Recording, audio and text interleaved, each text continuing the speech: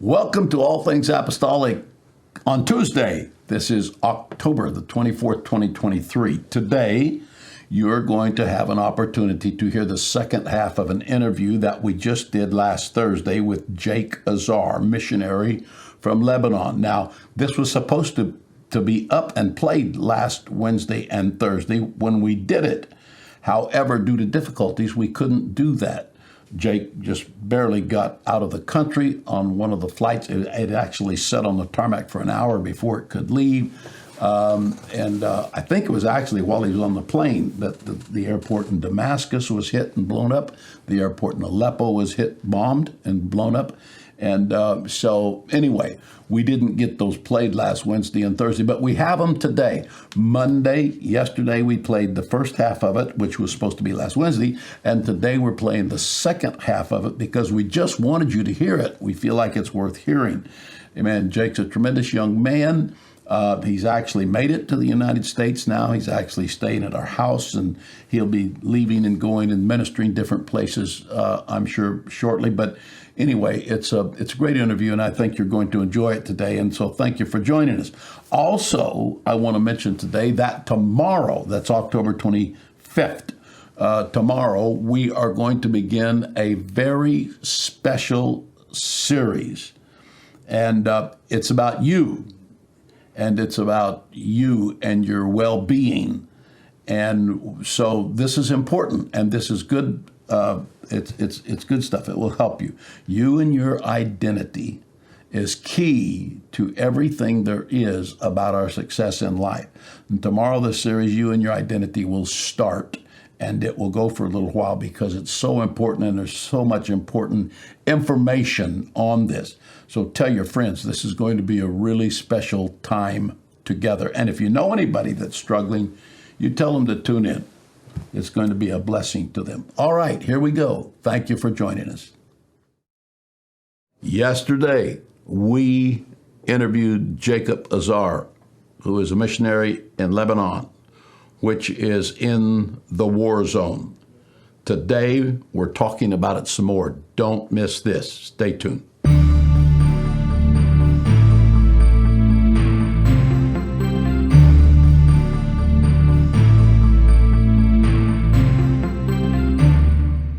So welcome. This is Thursday, October 19th, and yesterday we had with us in the studio missionary Jacob Azar, who's here with me again today, and we're very excited about that. Yes, sir. And the truth of the matter is he just, I don't think this is too strong a language. He's here. He can correct me if I'm wrong.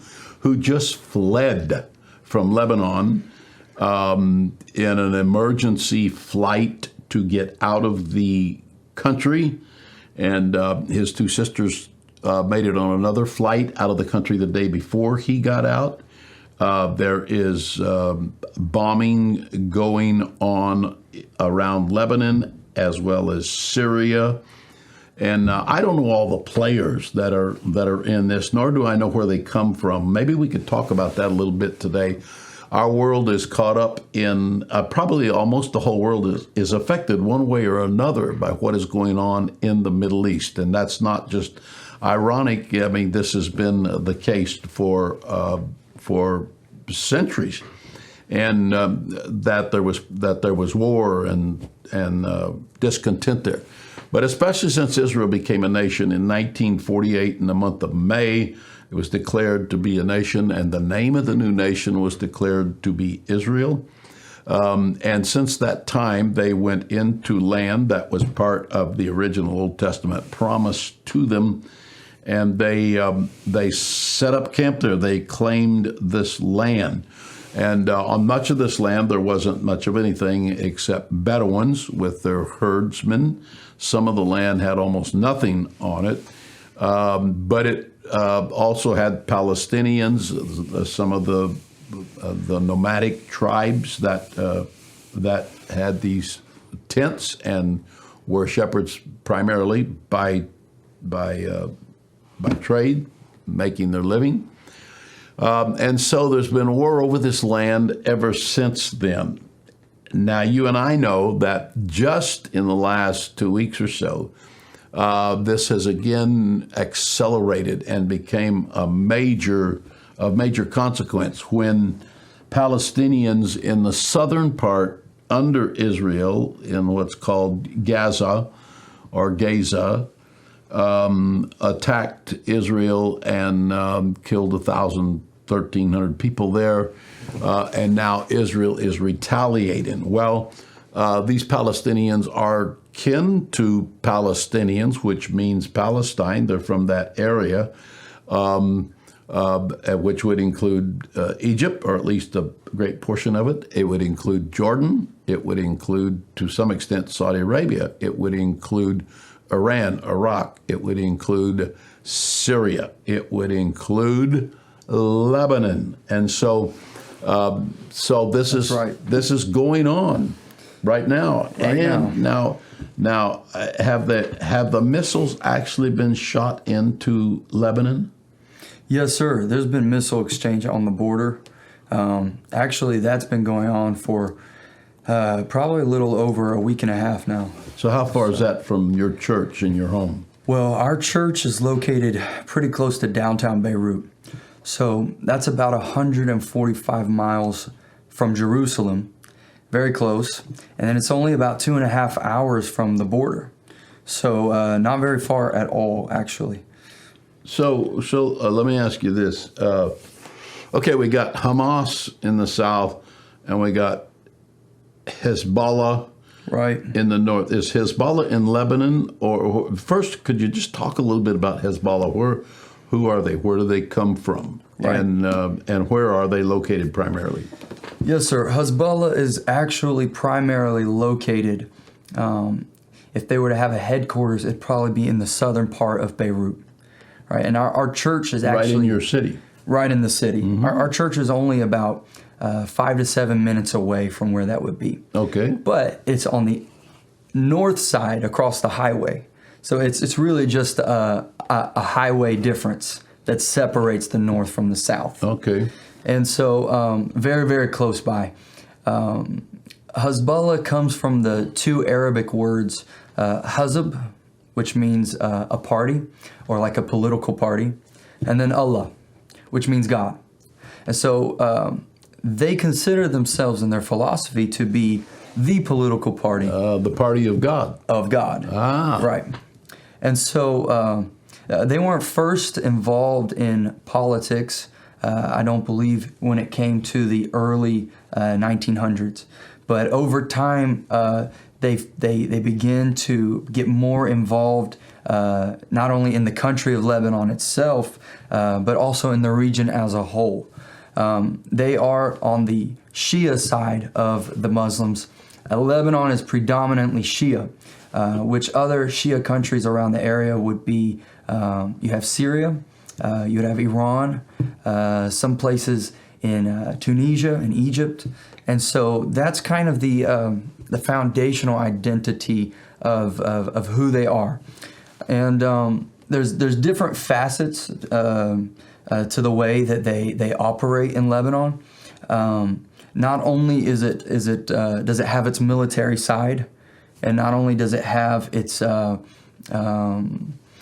military side, but it also has economic side to it. So they're very involved in trade, and it also has the political side to it as well, with representation in the government and people that claim to be a part of that party. It's not the only Shia party in Lebanon. There are other Shia parties. Okay. But it is one of the most powerful. And is it the most dangerous? I mean, I believe that would be relative. Yeah. And it really depends on where you are and where you're coming from. Okay, but they would share an anti-Israel attitude that would be common to most Palestinians. Yes, sir. You know, with Lebanon's southern border bordering Israel, I mean, there's just always that conflict there at the border, and it's a very hot spot. It's a very hotbed. Lebanon actually has Palestinian camps that are within it. The problem that they've also faced previously, though, is that when these Palestinian camps wanted to fire rockets or retaliate or something, was something that they that caused them to storm towards the border, they would fire from within Lebanon. Okay, so that was these, a problem. That would entail a lot of people that not necessarily were part of the same group, but would still reap the consequences. Wow. And so when they retaliated, they were actually shooting missiles into the Golan Heights? Into the Golan Heights and, also into just northern area of Israel. Of Israel, yes, sir. I was there years ago, and that was happening while I was there. The jets were flying overhead, and Wow. I was just there on a tour. I mean, I didn't know much of the history or anything, but and missiles were being shot. You could hear them hit. You could hear the boom. Wow. It was probably not a lot of wisdom to be there at that time, but we were there, and from that time forward, I begin to wonder about this. Do we know where Hezbollah? You said all the way back to early 1900s, so it's an old party. Do you know where they originated or where they come from? Well, I know there was a movement that was connected to certain leaders within the Muslim faith. So it wasn't necessarily from a country. It was dependent on a faith-based thing. Yes, sir. I mean, in many ways, like the way that large political parties can form at times, it was very based on traditional types of authority. Gotcha. So can you just talk a little bit about what are the Palestinians in Gaza or Gaza? Would they be, there's two primary groups of Muslims, the Shia and the Shiite. Right. What would Gaza be? So yes, sir. There's two primary groups of Muslims. One is 70% of the Muslim world. The other one would be 30%. And the Shia Muslims are the minority. They're the ones that would be in Iran, Lebanon, Gaza, the Palestinian factors. And those are the ones that would be in the current situation that we're seeing down there south of our border. So is Saudi Arabia also Shia? No, sir. Saudi Arabia would be the other half, Shia. or the majority. They would be Sunni, actually. Sunni. Yes, sir. Sunni Muslims are the dominant Muslims in the world and in the area. They make up 70% of the Muslim world. You're talking about Saudi Arabia, the UAE, many places in Iraq and Qatar, Oman, these different large and Muslim countries that are Sunni. And the Sunni or Sunni and the Shia came from a family fight 1,500 years ago over who was a successor to Muhammad? Right. Yes, sir. It did originate from, many people thought that this person would be the right lineage or this person would be the right, and it was divided into two different groups. Obviously, after the prophet died, there wasn't anybody necessarily designated. And so off of that, there's been a giant split since that time between these two sides of the family, relatives of what they believe was the Prophet Muhammad. Well, we say sides of the family, and it is sides of the family, but I've read, I mean, they get vicious. They'll kill each other. Yes, sir. Oh, yeah. I mean, there's been invasions of different states based on religious foundations. Many people might be familiar with the term ISIS, right? And that was actually a Sunni movement. So the Muslims that were in Lebanon would not be supportive or be a part of that movement that came and swept through Syria and Iraq and tried to get it. We had car bombs and different factions getting into Lebanon.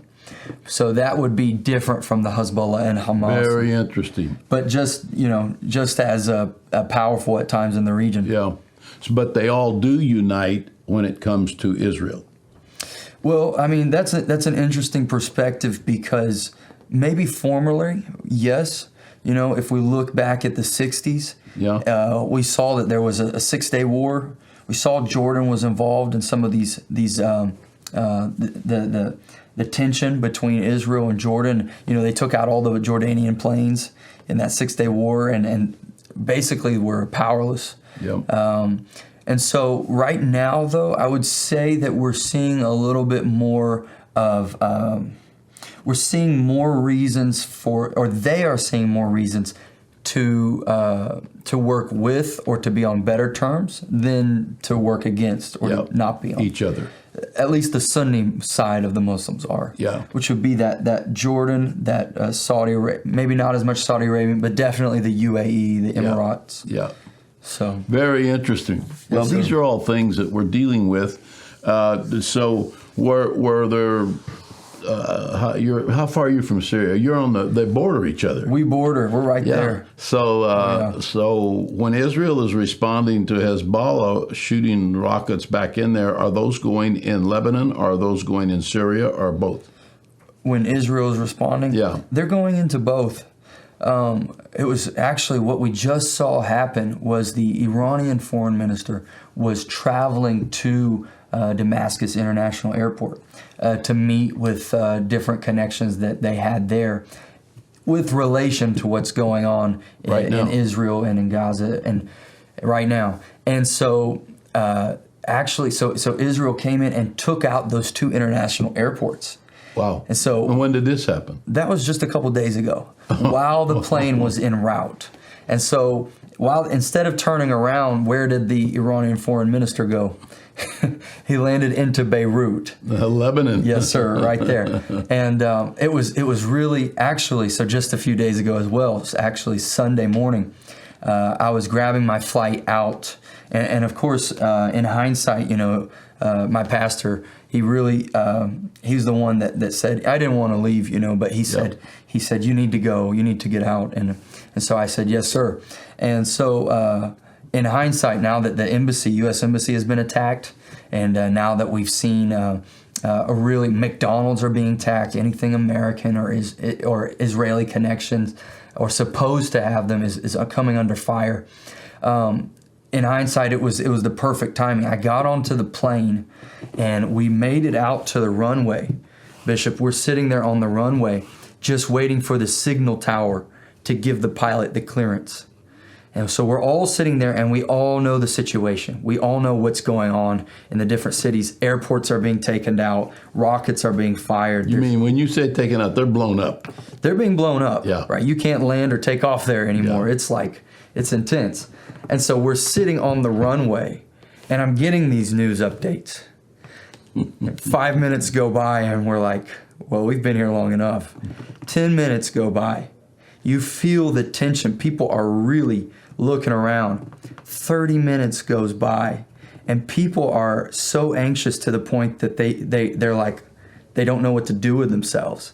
I started praying. I was there. I was in the middle. I didn't care. I just bowed my head. Yeah. And I was like, Lord, I know I'm not supposed to fear or be afraid, but we need some help.